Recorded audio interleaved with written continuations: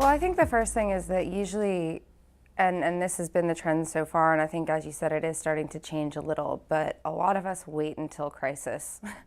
Either as individuals that struggle with mental health or as employees or CEOs of a company. We wait until action has to happen rather than trying to figure out how we can prevent it, and how we can start addressing the problem before it becomes a crisis. I think a big thing is, number one, just addressing that it exists.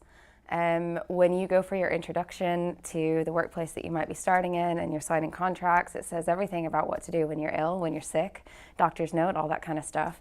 It says absolutely nothing about what to do when you are feeling low and struggling with mental health.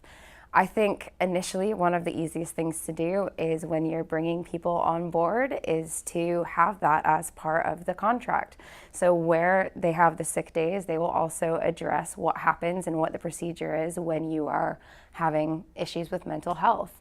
That alone already makes somebody as an employee feel like they can now come to you and tell you the truth.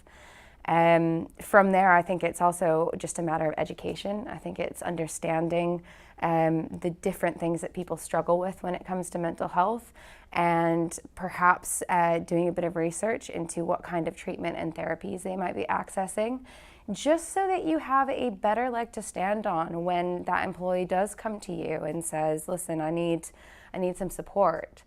But also realizing that, you know, you shouldn't necessarily let that define who that employee is to you.